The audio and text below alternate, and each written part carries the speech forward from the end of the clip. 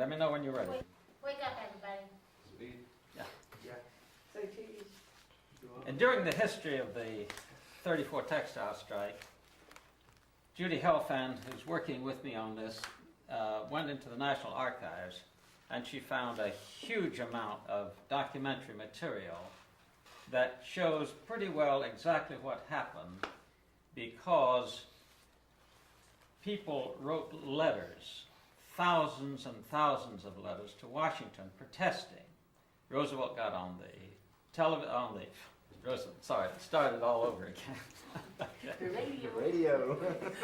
Can you be quiet? In doing research on the 34 strike, Judy Helfand, who was working with me on this project, went into the National Archives and found a tremendous amount of material, including thousands and thousands of letters that have been written by textile workers to Roosevelt, to Hugh Johnson as head of the NRA, to lots of other government officials protesting the situation. In July of '33, the NRA came in. Immediately, it raised wages, immediately it cut hours, but it also supposed to guarantee people the right to organize, and it also was supposed to control the stretch out. But these letters from textile workers show what happens, and so I'm going to ask each of you to look at these letters from your own district and just give us some essence of what is in those letters. Now, I'm giving you typed copies, but most of these were handwritten on tablet paper. Don, here is one from your area. Honorable Franklin D. Roosevelt, Washington, D.C. Sir, for the sake of humanity, won't you have an investigation made of the pay and working conditions of human beings in the Eagle and Phoenix mills of Columbus, Georgia? It is a fact that fine young men and women are working in this mill for as little as $4, $5, and $6 per week. There has been no effort made on the part of the Eagle and Phoenix mills to cooperate with you. The only change having been made so far is to increase the work and cut the force. Signed, a committee of half-starved human beings looking to you for help. Okay, that was it in Columbus. Sheila, here's something else that was happening in Columbus. And this is a letter. Would you like me to read the whole letter? Mm-hmm. Okay. Dear President, I'm writing to you to let you know a little bit about how the bib manufacturing company is treating the poor working class of people. I was working there, and because I wouldn't sign their paper, which I am sending you a copy of, they laid me off. I just felt like that you should know how they were doing the people here. Lots of the people signed this paper because they were scared they would lose their jobs and they had no prospects of another one. I wish that you would please answer this letter and let me know if they are going to be able to run this thing on like that. Yours truly, and it's dated July 25th, 1933. Joe, what does that mean in terms of signing a paper? What was that? Well, what they were trying to do was to get the attention of Hugh Johnson. When Hugh Johnson was put in, he had a reputation like, what was this general's name over in Operation Persia? Gulf Operation, what's his name? Schwarzkopf. Yeah, Schwarzkopf. He had that kind of reputation of a go-getter and get things done. And they thought that by writing to him, he'd do something, but it never turned out that way. But now, they mentioned signing a paper. What did Yellow that dog mean? contract? That's right. Reese, Yellow dog. explain what the Yellow Dog contract Yeah. was. And then you want to read this letter. It was a paper that the companies would get people to sign denouncing the union, saying they had nothing to do with it. They'd worked there for the company, and that's what they had to sign to keep their job. Well, you know, that came out of the mining industry. That's where the first Yellow Dog contracts were So signed. actually, in essence, what they were doing was refuting their rights according to the NRA and the That's right. 7A was not being enforced, and the president got on the radio and said, write to us and tell us. And so these people were joining up. The fascinating thing to me is that there's so many, thousands and thousands of letters are written, most of them by women, because they seem to be more literate than the men. It's interesting. Charles, here's one from your section of Okay, you want Reese to read that? yeah, Reese, read that, please. And If you This- want to respond, just after you read it, feel free to do Yeah, that, yeah, please. all right, Reese. Okay. This is dated 7/25/33. It's to Mr. Johnson also. Please accept my congratulations for you and Mr. Roosevelt as being the two greatest men on earth. I am writing you in regards to the textile code. Please excuse me if I am wrong, but the way I understand it, no textile worker was supposed to take on any more work. But my wife was laid off today because she refused to take on 4 more looms. She worked for W.C. Bradley, the hardest piece of humanity on earth, at the Eagle and Phoenix Mills, Columbus, Georgia. Now I've woven and fixed looms for over 3 years. I've been disabled to work on account of plate rot. Thank God I didn't have to work much for Hoover. Will you please investigate this matter? I am sincerely looking for you for support. Thanking you in advance and for any favor you might return to me. I am very truly yours, A.L. Williams. Charles, here's from your section of the country. This is from South Greenwood, South Carolina. General Hugh S. Johnson. Dear Sir, as everyone is given the right to make their complaints, I decided in behalf of my family and my friends here, I would give you a few facts about how the NRA has been handled here. I live at Matthews Cotton Mill, owned by J.C. Self. Been here very near 8 years. Have 6 in my family. Well, it was my understanding that NRA was meant to put more people back to work, and I know that is what you and our wonderfully good president meant to do. Well, it sure failed here, and to my knowing, it failed at all 4 mills here and at 96, South Carolina too. They already had the stretch out on, but as soon as the 8-hour law went into effect, they still added more machine loads to the people and cut out more hands. And it runs the girls so to keep them up until they can hardly get home. In other words, they have added enough machine load all over the mill to make 10 hours and 8. We all want shorter hours. There's only 2 ways to put more people to work. That is to put on the 6-hour law and put on 3 shifts in the mills, or cut out the stretch out and put more to work. And there's almost enough people out of work here to put on 3 shifts, and we sure hope you see that one of the 2 is done. Either we want the 8 hours and the stretch taken off, or either 6 hours and 3 shifts. As it is now, they won't even let the girls come in to learn how to spin. We sure hope you'll see that the work is adjusted and put more people back to work. That's the only way to help our president bring back more buying power and prosperity. Yours truly, Mrs. C.E. McCary, South Greenwood, South Carolina. P.S. If you investigate this, please don't use my name, as we are afraid of losing our jobs. Fear. All the people here is afraid to speak up for themselves, afraid of losing their jobs. Mrs. McCary. You know, the understanding that I have of the people that are writing this, it's when I was reading the letters originally with Judy, it's such blind faith gullibility. The president got on the radio, and it's almost like he's talking in your living room, and he says he's going to do this for you.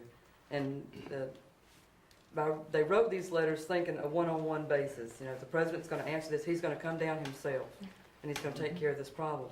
Where I think that's really the way maybe the president thought too. I'm going to be able. It's going to be a very short-term problem I can solve, but it didn't work out that way. It's too bad that these people were of that understanding or misunderstanding. Well, But the most gullible one of all this was Roosevelt himself. Uh-huh. You know, he assumed patriotism, the will to pull the country out of this depression, would have the owners and the workers alike being truthful and honest and implementing the NRA, and that just isn't the way it happened. Very vulnerable on that. Right. Yeah, they didn't take into account religion, Right. Well, now here's a letter the power of from Almighty the dollar. from Albert Cox, who was a very active organizer in Alabama and Georgia. Tom? This letter is dated October 26, 1933. It's addressed to Miss Frances Perkins, Secretary of Labor, Washington, D.C. My dear Miss Perkins, in Opelika, Alabama, there have already been 7 families dispossessed from their homes and placed in the streets. These poor people are suffering persecution of the very worst kind from the hands of the mill management in Opelika. 50 families are threatened with being dispossessed immediately. The reason we feel for such actions as this, along with other discrimination such as being discharged from their jobs, being stretched out further on their work, and numerous other atrocities, is solely because these workers have been fit to affiliate themselves with a labor organization of their own choosing. Something must be done for these suffering people now, or I assure you that there will be a more serious trouble develop from it. John Lynch. Remember, this was in the middle of 33, you see, long before the strike. Before the strike. Yeah. John Lynch and Millard Wallace are the deputy sheriffs who came out and instructed two Negroes to put furniture out in the streets. As I have said, above around 50 or more families are soon to be dispossessed. This dispossessionary warrants were issued by Mr. John Allen Jones of Opelika, Alabama, who is the receiver of the property of the Opelika Manufacturing Company. We are firmly convinced that the order for these people being dispossessed comes directly from the Pepperell Manufacturing Company because of the fact that they are so very much opposed to these workers joining any labor organization. The Pepperell Manufacturing Company flies the Blue Eagle, yet they have so far went ahead with their sinister designs of discrimination unmolested by the federal government. The U.S. government at least should attempt to alleviate the suffering that is now being forced upon these workers by these evictions. Are women and children to be forced to sleep in the cold on the streets in this Christian nation under what the workers say is the fairest administration ever existing since the formation of the United States government? What about the Red Cross organization? And we cannot see how the Pepperell Blue Eagle is being allowed to remain over as dirty an outfit as the Pepperell Company. Respectfully and truthfully yours, Albert W. Cox, Corresponding Secretary of Local 1605, UT of A 3416 Avenue, Columbus, Georgia. So that gives you some idea of what was happening. That is, 7A, which we gave the workers the right to organize, simply was being ignored by the manufacturers. Now, this is all building up for months and months, you see, before we got to One thing that shows me is they tried everything before they strike. That's right, yeah. You know, it was a last Yeah. resort. Now, Joe, this is a letter from Huntsville that shows some of the political pressures that were put on people. So you might want to just give us a flavor of that. All right, this is Huntsville, Alabama. It's written by a man named J.R. Foster, who, by the way, when he winds up, says, "If you want the lowdown, let me know. I will work with you, not from the standpoint of spite, but human decency." And anybody here, he gives his credentials, who knows Jim Foster will tell you he has never backed off of a job before. Are you ready for this? Let me hear from you by return mail. And he sends this to about the Merrimack Manufacturing Company in Huntsville, Alabama. And he says he has a letter from the NRA referring him to this man named Robert Brurier in Washington, D.C. for future correspondence about this company and its treatment. I was laid off just prior to the mill going on short hours. It was somewhere around July 17, 1933, and for no reason to be assigned to me personally being laid off. We were perfectly sure it was on account of union activities, or else because I refused to work for the men they ordered me to vote for through their operator, Mr. Lovell. In other words, they were putting political pressure on him. I've been with this mill for the past 9 years. My work's been satisfactory. For the past 2 years, I have been opposed to the politics that this company is enforcing among their hands, and they have not supported the men they have set up for the hands to vote for, and have quietly exercised my rights as a citizen. But this seems to be highly distasteful to Mr. Lovell, who is the superintendent of the mill. And then he says the rumor was that I was laid off among the people who know me in the mill because I had said that I hadn't voted right, and of course they thought that I was backing the AFL. In other words, what they were doing in Huntsville, they were interfering with his politics too, besides the fact that he was in the union. That's right. Now, here's a different twist on it. This is,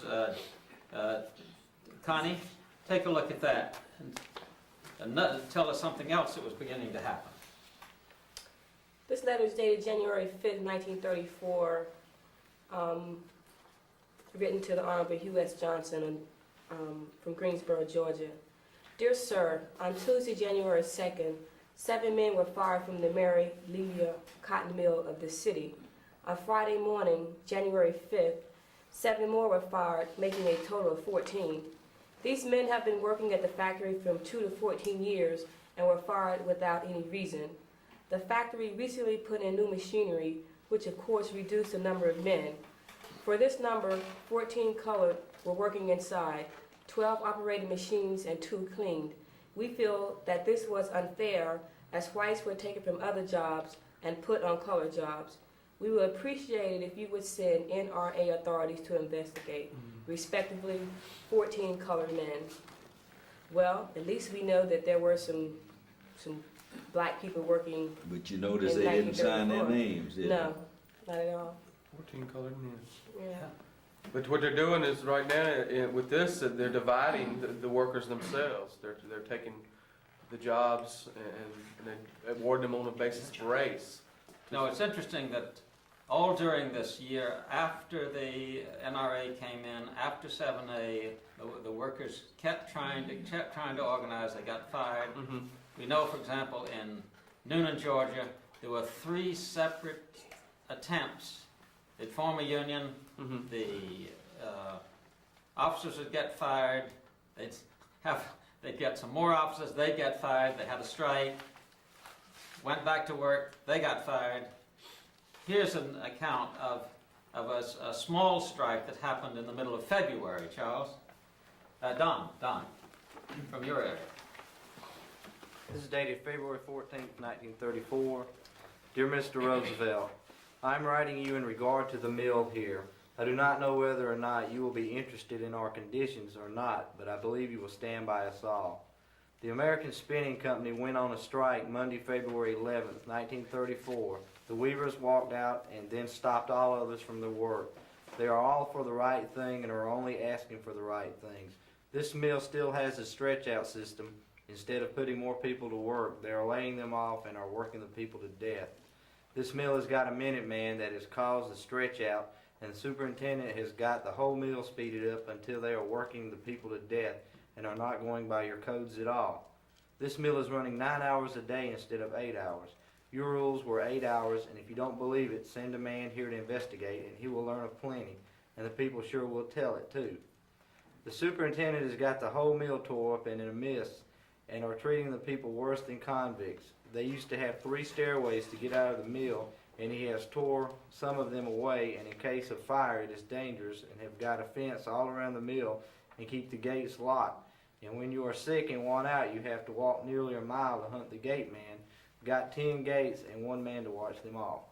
It's interesting that I was talking to a black man who worked in a mill, and he told me about the fact that they had white and colored gates, he said. He said, you could be working right next to that white gate, and they'd make you go all the way around. He said, now that just don't make no sense to me. Now he was looking back from 1990 and remembering that condition. Charles, we're getting up to just about, these textile workers are about ready to blow their tops because this has gone on. They've gone to New York now, and they've pretty well forced the National to call a strike. As Joe will certainly know, the National wasn't ready for the strike. They knew they didn't have enough money, but the southern mills, the situation was so bad that people were just saying, you got to do something, got to do something. And here's from one man who's describing the conditions, Charles. George, can we take just a break and maybe have people respond to the letters that were written before we get up to this point? We really rushed through a lot of them. Okay. About all the letters in general? Yeah, I'm just saying, if any of these letters really moved you and you want to talk about some of them, or the fact that people are really writing and really participating in this kind of way, because everyone seems... That was signed by the 14 men. And Whatever. I think you've got to place it in context. What had happened was that Hoover was defeated, the Depression was on, Roosevelt was supposed to represent a new day, new opportunity. His way of trying to solve some of the problems that he found was by setting up the NRA.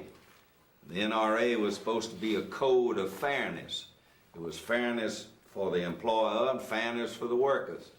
And these people, instead of seeing better or fairer treatment what was happening was that the textile industry at that moment was starting to change machinery. They were starting to bring in new equipment, the weave rooms, the spinning rooms. And when they brought it in, what happened was that they were eliminating people by stretching out the work. The company claiming that it was easier and that they could handle it. They didn't have all the time and motion steady men at that time, but they had some few of them. They said, well, we engineered it. It reminds me of the story that the garment workers used to tell about the fact that this man came in and was selling sewing machines to these garment manufacturers. He says, your machine only has 100 stitches a minute. This one has 1,000 a minute. 10 times the amount of garments that you can roll out. Just think of it. So sure enough, he bought all these machines, threw out the others. Well, the thing he didn't tell him was it might be a lot faster, but you had to pick up the garment, you had to put it under there, you had to lower the needle down, you had to run it through, you had to pick it up, you had to put it away. By the time you got through, it was under the machine that ran 10 times as fast, only an instant. The same way with the new machinery. So they were firing people, they were stretching them out. They were looking for help. They believed when they voted for Roosevelt they'd get help. They didn't get help. When Hugh Johnson was appointed the head of the NRA, he was, just like I said, he was a great big general and he was able to ram things through. They didn't get help either. When they couldn't get help from Washington, then they had to turn to the Union.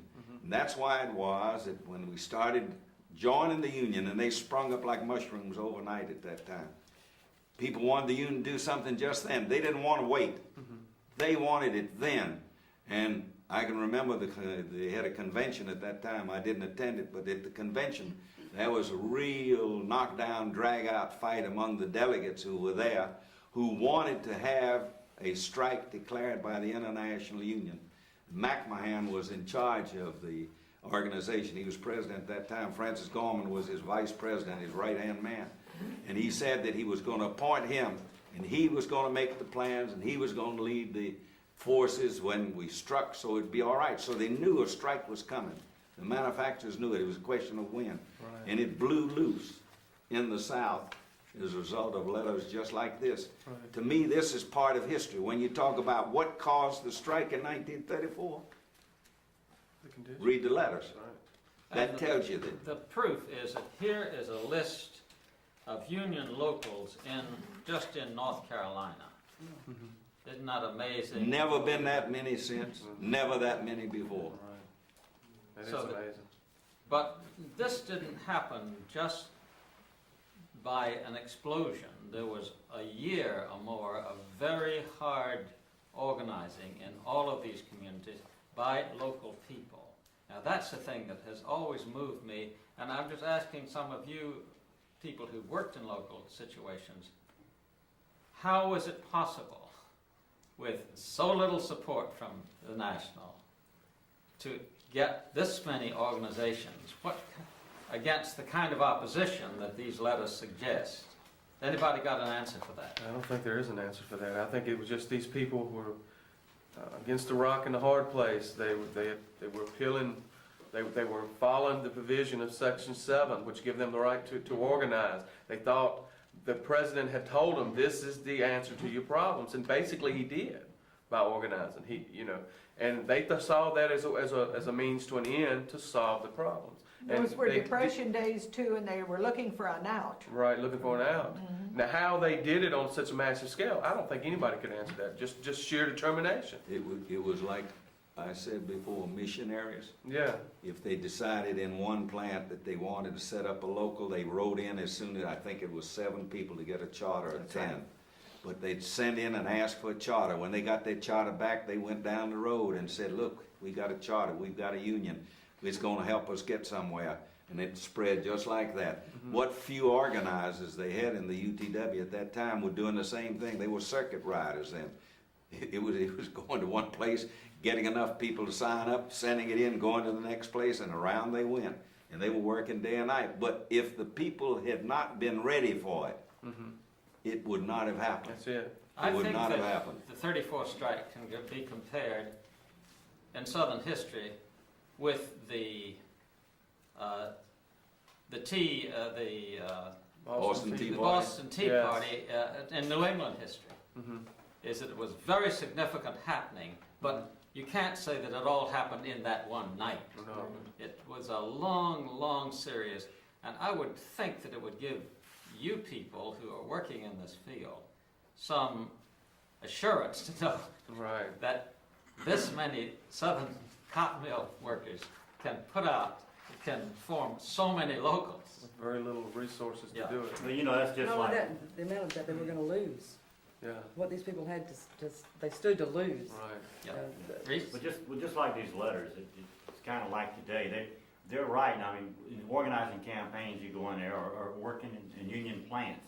The people who work on the floor don't really think the people who control those plants, own the stock, really know what's going on Right. there. And if they just knew that they would change some of these things. And that's what I get from these letters. These Yeah. people are saying, look, if the president really knew what was going on, if he could come down here and see it himself, he would change some things. You know, they're hanging Yeah. on any kind That's of it. thread of support they can get, you know, because like you said, it's not like today. Today, you know, we got things hard, sure, but these people were starving. I mean, you know, some of the things I've read were, if you are lucky enough to have a lovely family of daughters, like this one lady had 4 or 5 daughters, and every time they went to someplace, if the daughter wouldn't go out with one of the supervisors, they'd fire the whole family, and they'd have to go somewhere else. So, And remember one more thing. These were people, most of whom had never finished grammar school. that's right. And when they took and wrote a letter, the kind that they wrote, Probably took them 5 days, they don't think. that was a hard job. Or else they got somebody else to write it for That they them. That was the pressed. desperation that they were in at that time. Reese, this is a letter that testifies to just what you were saying. You re- This is to Secretary Francis Perkins. Yeah. Give us the date. September 5th, 1934. After the strike has started, Yeah. okay? Then you hear we Southern workers are satisfied. Here's the whole thing in a nutshell. We are not satisfied, but are starved to where we can't stand to strike without the help of government. You may say, well, we sent agents in the South and they investigated and found things okay. Yes, I have known cases where the inspector would first go to the mill office and the superintendent would go to the mills with him, and he'd ask 2 or 3 weavers if they were satisfied with the stretch out of loom. And of course, the super being there, the poor overworked fellow would nod his head, afraid to do otherwise, as jobs are so few and so many are waiting work. This is no hearsay. I know it to be a fact. Now please, if ever you did anything for the laboring people, tell Mr. Roosevelt we need it now. But please don't send some figurehead here to be bought over by the mill management. We only want a living and for our first rights. I'm speaking for the laboring people as a whole. Signed, just a humble old mill hand. I'm afraid to sign my name for fear they would fire me. God bless you. It amazes me that they knew they were speaking for everybody. You know, none of these people said, I'm just speaking for myself. You know, they knew that this was standard practice where they was at and throughout the industry, and they were speaking for everybody, because they're all the workers, because it was happening to everybody, and they knew it.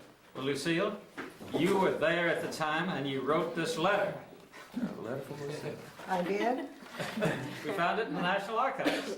That's right. This is a letter that I wrote to the Knoxville News Sentinel on September 1934. It's rather lengthy, so I'll just give you the pertinent facts of it.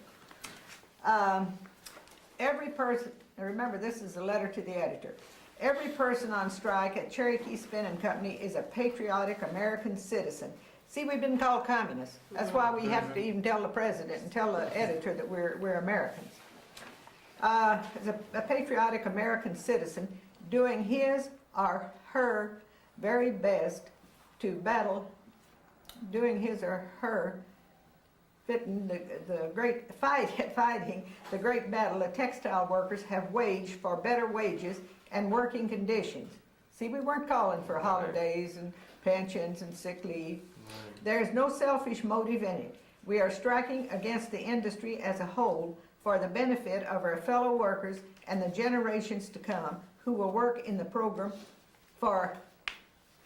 will work in the mills.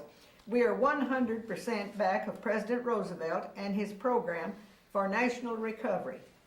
We're not asking for the impossible, just decent living wages and conditions that are rightfully ours as citizens.